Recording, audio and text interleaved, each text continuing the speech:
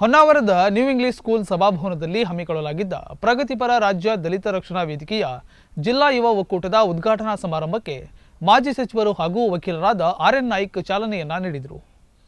ಕಾರ್ಯಕ್ರಮಕ್ಕೆ ಚಾಲನೆ ನೀಡಿದ ಮಾಜಿ ಸಚಿವರು ಹಾಗೂ ವಕೀಲರಾದ ಆರ್.ಎನ್. ನಾಯ್ಕ್ ಮಾತನಾಡಿ, ದಲಿತ ಸಮುದಾಯ ವರ್ಷದಿಂದ ಶೋಷಣೆಗೆ ಒಳಗಾಗಿ ಯಾವ ವೇಗದಲ್ಲಿ ಬೆಳೆಯಬೇಕೋ ಆ ರೀತಿ ಬೆಳೆದಿಲ್ಲ. ಆದರೆ ಇತ್ತೀಚಿನ ದಿನದ ಬೆಳವಣಿಗೆ ನೋಡಿದಾಗ ಭವಿಷ್ಯದಲ್ಲಿ ರಾಷ್ಟ್ರ ಮುನ್ನಡೆಸುವ ಶಕ್ತಿ ಪಡೆಯುವ ಲಕ್ಷಣ ಈ ಸಮಾಜದಲ್ಲಿ ಗೋಚರಿಸುತ್ತಿದೆ ಎಂದು ಹೇಳಿದರು. ಭಾರತ ದೇಶದ ನಾವು ಹಿಂದೂ ಅಂತ ಕನ್ಕಟ್ಟು ಅವ್ರು ಯಾರೂ ಸಹ ಇಷ್ಟು ಓದಿ ಇಷ್ಟು ಡಿಗ್ರಿಯನ್ನ ಪಡೆದವರು ಇರಲಿಲ್ಲ. ನಾನು ಓದಿ ತಿಳ್ಕೊಂಡಿದ್ದು ನಾಡಿನಲ್ಲಿ ಹೆಗ್ಗಳಿಕೆಗೆ ಏನು ಹೇಳೋಕ್ಕಾಗೋದಿಲ್ಲ. ಹಾಗಾಗಿ ನಮ್ಮ ಪಟಾಂತರವರು, ನಾನು ಅವ್ರನ್ನ ಆಗಾಗ ನೆನೆಸ್ತಾ ಇರ್ತಾನೆ, ಎಲ್ಲರೂ ಭೇಟಿಯಾಗಿ ಮಾತಾಡ್ತಾ ಇರ್ತೇವೆ. ಈ ಸಮಾಜದ ಏಳಿಗೆಗೆ ಆದಷ್ಟು ಅವರು ಹೋರಾಟ ಮಾಡಿದ್ದಾರೆ. ಇವತ್ತು ನೀವು ಇದನ್ನು ನೋಡಿ ಸಂತೋಷ ಪಡಬೇಕು. ಹೋರಾಟ ಮಾಡೋರು ನೀವು ಸಹ, ಬಾಬಾ ಸಾಹೇಬ್ರವರು ಹಾಗೂ ನಾವು ಒಂದು ದೃಷ್ಟಿಯಲ್ಲಿ ಸರಿಸಮಾನರು. ಯಾಕಂತಂದ್ರೆ ಅವರು ಬಹಳ ನೋವು ಅನುಭವಿಸಿದ್ದಾರೆ, ನೀವು ಸ್ವಲ್ಪ ನೋವು ಅನುಭವಿಸಿದ್ರಿ. ಆ ವಿಚಾರದಲ್ಲಿ ಸರಿಸಮಾನ. ಅವ್ರು ಏನು ನೋವು ಅನುಭವಿಸಿದ್ರು, ಅವ್ರು ಹೇಗೆ ಬದುಕು ಬಂದ್ರು ಅನ್ನೋದನ್ನ ಈ ಎಲ್ಲ ಕಡೆ ಸಿಗ್ತಾ ಇದೆ. ನಾನು ಅದನ್ನು ಹೆಚ್ಚಿಗೆ ಹೇಳೋಕೆ ಹೋಗೋದಿಲ್ಲ. ಗೌತಮ್ ಬುದ್ಧರ ಬಗ್ಗೆ ನೀವು ಓದ್ಕೊಳ್ಬೇಕು ಮತ್ತು ಬಸವೇಶ್ವರರ ಬಗ್ಗೆ ಓದ್ಕೊಳ್ಬೇಕು. ಅವ್ರು ಏನ್ ಮಾಡಿದ್ರು, ಯಾರ್ಯಾರ ಬಗ್ಗೆ ಪ್ರಯತ್ನ ಮಾಡಿದ್ರು, ಈ ಜಾತೀಯತೆಯನ್ನು ತೆಗೆದು ಹಾಕೋದಕ್ಕೆ ಅವ್ರು ಎಷ್ಟು ಪ್ರಯತ್ನ ಮಾಡಿದ್ರು ಅನ್ನೋದೆಲ್ಲ ಅದು ಪುಸ್ತಕದಲ್ಲಿ ಸಿಗ್ತದೆ. ಈಗ ನೀವೆಲ್ಲ ಓದಿರೋದಿದೆ. ನೆಹರು ಕೇಂದ್ರ ಯುವ ಕಾರ್ಯದ ಮಾಜಿ ಜಿಲ್ಲಾ ಯುವ ಅಧಿಕಾರಿ ರಘುವೀರ್ ಸೂಟರಪೇಟೆ ಮಾತನಾಡಿ, ಡಾಕ್ಟರ್ ಬಿ.ಆರ್. ಅಂಬೇಡ್ಕರ್ ಅವರು ಪ್ರಪಂಚಕ್ಕೆ ಬಲಿಷ್ಠವಾದ ಸಂವಿಧಾನ ನೀಡಿದ್ದಾರೆ. ಇದನ್ನ ಯಾರಿಂದಲೂ ಅಲುಗಾಡಿಸಲು ಸಾಧ್ಯವಿಲ್ಲ. ಇಂದು ನಮ್ಮ ಮೇಲಿನ ಶೋಷಣೆಗಳು ಇಂದು ಕಡಿಮೆಯಾಗುತ್ತಿದೆ, ಆದರೂ ತಾರತಮ್ಯ ಅಲ್ಲಲ್ಲಿ ನಡೆಯುತ್ತಿದೆ. ಸಾಮಾನ್ಯ ವರ್ಗದವರಲ್ಲಿಯೂ ಬಡವರಿದ್ದಾರೆ, ಅವರಿಗೂ ಸಹ ಅನ್ಯಾಯವಾಗುತ್ತಿದೆ. ದಲಿತರು ಸ್ವಾಭಿಮಾನಿಗಳಾಗಬೇಕು, ಶಿಸ್ತಿನಿಂದ ಇರಬೇಕು ಎಂದು ಕರೆ ನೀಡಿದರು. ಆ ಸಂಬಂಧದ ಬಲ್ಲಿಗೆ ಕಾಲೇಜ್ಗಳಲ್ಲಿ ಕೊಡ್ತಿದ್ದಂತ ಅವಕಾಶಗಳನ್ನು ಸದ್ಬಳಕೆ ಮಾಡಿರಲಿತ್ತು. ಆರಂಭದ ಜೀವನದಲ್ಲಿ ಏನೋ ಒಂದ್ ಕಡೆ ಎಜುಕೇಶನ್ ಪಡ್ಕೊಂಡ್ರೆ ಆಯ್ತು ಅಂತ ಏನೋ ಮನೋಭಾವನೆಯಲ್ಲಿ ನಾವು ಇದ್ದಾಗ ಸಮಾಜಕ್ಕೆ ಬಂದು ನೋಡ್ಬೇಕಾದ್ರೆ ಬಹಳಷ್ಟು ದೊಡ್ಡ ಸಮಸ್ಯೆ. ನಮ್ಮ ಜನಾಂಗ ಹೀಗಿದೆ, ನಮ್ಮ ಸಮಾಜ ಈ ರೀತಿದೆ, ನಮ್ಮ ಯುವಜನರು ಇಲ್ಲಿದ್ದೀವಿ, ನಮ್ಮಲ್ಲಿರುವಂತಹ ಮಹಿಳೆಯರ ಸಮಾಜ ಸ್ಥಿತಿಗತಿಗಳನ್ನ ನೋಡುವಾಗ ನಾನು ಎಲ್ಲಿದ್ದೀನಿ, ಏನೋ ಮಾಡ್ಬೇಕಂತ ತವಕ. ಬಾಬಾ ಸಾಹೇಬ್ ಅಂಬೇಡ್ಕರ್ ಬಗ್ಗೆ ಚಿಂತನೆಗಳು, ಆಲೋಚನೆಗಳು, ಬುದ್ಧ ಬಸವಣ್ಣನವರ ಬಗ್ಗೆ ಆಲೋಚನೆಗಳು, ಬಹುಶಃ ಇದೆಲ್ಲ ಆಲೋಚನೆಗಳನ್ನು ಓದಲಿಕ್ಕೆ ಪ್ರಾರಂಭ ಮಾಡಿದ್ದು ಡಿಗ್ರಿಯ ಆ ಕಾಲಘಟ್ಟದಲ್ಲಿ. ಅದೇ ರೀತಿ ಬಹುಶಃ ನಾನು ಸ್ವಲ್ಪ NCC ಅಲ್ಲಿ ಇದ್ದಾಗ ನಾನು ದೇಶಗಳಲ್ಲಿ ಬೇರೆ ಬೇರೆ ಭಾಗಗಳಲ್ಲಿ ಸುತ್ತಕ್ಕೆ ಪ್ರಾರಂಭ ಮಾಡಿದ್ದೆ. ಅದು ನನ್ನ ಜೀವನವನ್ನು ಬದಲಾವಣೆ ಮಾಡಿತ್ತು. ಆದ್ರೆ ಸಮಾಜದ ಹೊರಗಡೆ ಬಂದು ನಿಂತು ನೋಡಿದಾಗ ನಮ್ಮ ಸಮಾಜ ಇನ್ನೂ ಬಹಳಷ್ಟು ಬದಲಾವಣೆ ಆಗಬೇಕಿದೆ ಅಂತ ಒಂದು ವಿಚಾರ ನನ್ನ ಮನಸ್ಸಿಗೆ ಬಂದಾಗಿತ್ತು.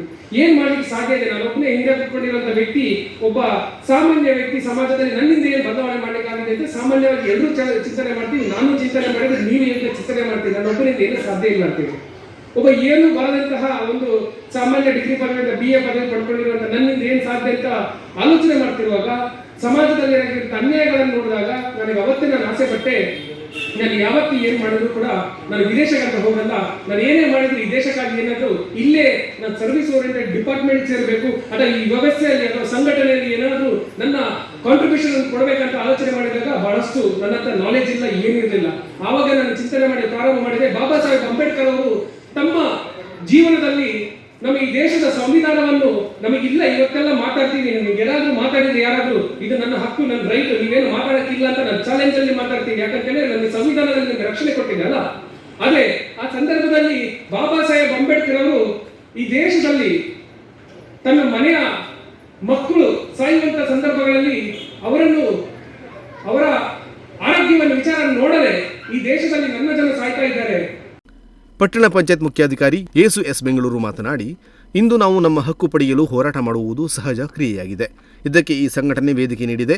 ಅಂಬೇಡ್ಕರ್ ಅವರ ಆಶಯದಂತೆ ಮಕ್ಕಳಿಗೆ ಶಿಕ್ಷಣ ನೀಡಿ ಹೋರಾಟದ ಮೂಲಕ ಸಮಾಜದ ಮುಖ್ಯವಾಹಿನಿಗೆ ಬನ್ನಿ, ಸಾಮಾಜಿಕ ರಾಜಕೀಯ ಶಕ್ತಿ ಪಡೆಯಿರಿ ಎಂದು ಹುರಿದುಂಬಿಸಿದರು.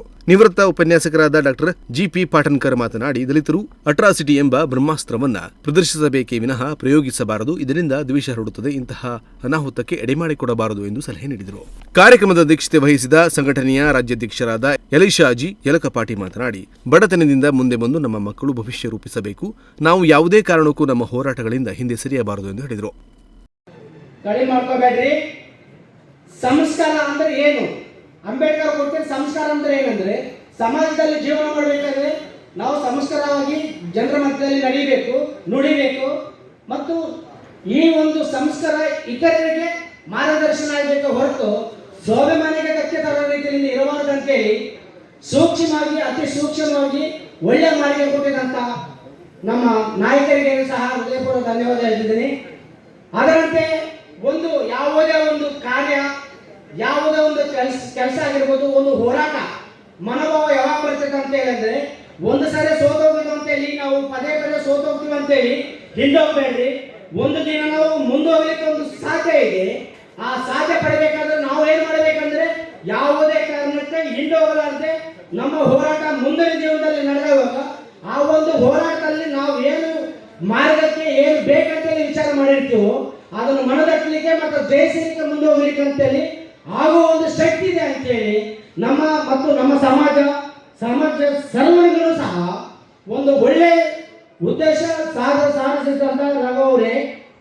ಅದರಂತೆ ನೀವು ಸಹ ಈಗಾಗಲೇ ಈ ರೀತಿ ನಮ್ಮ ಸಂಘಟನೆಗಳು ಹೆಂಗಿರ್ಬೇಕಂತೇಳಿ ಎಲ್ಲ ಸಂಘಟನೆಗಳು ಬೇರೆ ಬೇರೆ ರೀತಿಯಿಂದ ಆಗಿದೆ ಅಂತೇಳಿ ಸಹ ಆ ಸಂಘಟನೆಗಳ ಮುಖಾಂತರ ನಮ್ಮ ಸಮಾಜವನ್ನು ಇನ್ನೂ ಅಭಿವೃದ್ಧಿ ಮುಂದೆ ಮಾಡಲಿಕ್ಕೆ ಒಂದು ಅವಕಾಶ ಇರ್ತದೆ ಅಂತ ಹೇಳಿದಂತ ನಮ್ಮ ಆತ್ಮೀಯರಾದಂಥ ಪಟ್ಟಣ ಪಂಚಾಯತಿ ಮುಖ್ಯಾಧಿಕಾರಿ.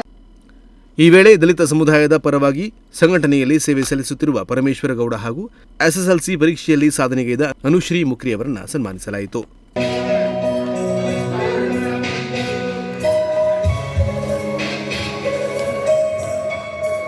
ಸನ್ಮಾನವನ್ನು ಸ್ವೀಕರಿಸಿ ರಾಜ್ಯ ಅಂತಾರಾಜ್ಯ ಮಟ್ಟದಲ್ಲಿ ಹೆಸರು ಗಳಿಸಲಿ ಅಂತ ಕೇಳ್ಕೊಳ್ತಾ ಇದೀಗ ವೇದಿಕೆಯ ಮೇಲ್ಭಾಗದಲ್ಲಿ ನಮ್ಮಿಂದ ಸನ್ನಿಹಿತರಾಗಿರುವ ವೇದಿಕೆಯಲ್ಲಿ ಸಂಘಟನೆಯ ರಾಜ್ಯ ಮಹಿಳಾ ಅಧ್ಯಕ್ಷರಾದ ಸುಮನಾ ಹರಿಜನ, ಬೆಳಗಾವಿ ವಿಭಾಗೀಯ ಅಧ್ಯಕ್ಷರಾದ ಎಚ್.ಬಿ. ಪರಶುರಾಮ ವಕೀಲರು, ಯುವ ಒಕ್ಕೂಟದ ಪಿಶಣ್ಣ ಹರಿಜನ, ಜಿಲ್ಲಾಧ್ಯಕ್ಷರಾದ ತಿಮ್ಮಪ್ಪ ಮುಕ್ರಿ, ಯುವ ಒಕ್ಕೂಟದ ಜಿಲ್ಲಾ ಒಕ್ಕೂಟದ ಶಿವಕುಮಾರ್ ಮುಕ್ರಿ ಹಾಗೂ ಇತರರು ಉಪಸ್ಥಿತರಿದ್ದರು. ನಾಗರಾಜ ನಾಯ್ಕ, ನುಡಿಸಿರಿ ನ್ಯೂಸ್, ಹೊನ್ನಾವರ.